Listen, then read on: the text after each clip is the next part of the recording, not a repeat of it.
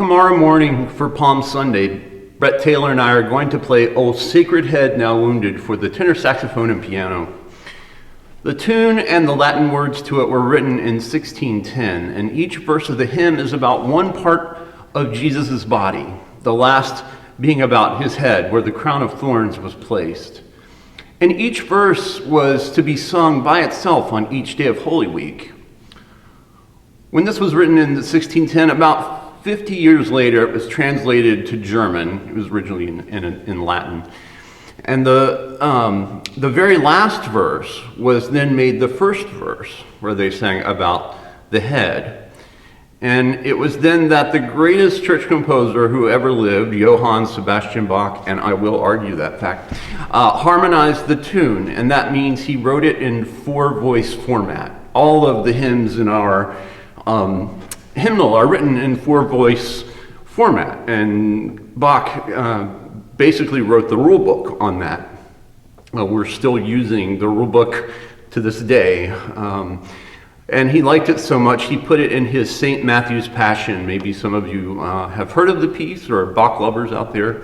It seems like every year during Holy Week I will listen to both St. Matthew's Passion and Jesus Christ Superstar, because they are so alike in terms of musical style. I'm just kidding, of course. Well, about 50 years after Bach took care of it with his harmonization, it got translated into English. And the translator gave a very literal translation. It was, "O head so full of bruises," which I respect when it comes to telling a complete story. But I'm grateful to the person who came along and translated a little more elegantly to "O Sacred Head Now Wounded." Tomorrow is Palm Sunday. Jesus will enter Jerusalem on a donkey.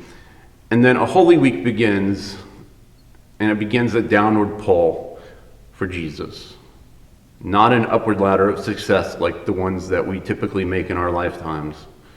This is a downward pull for someone who will be called our eternal King.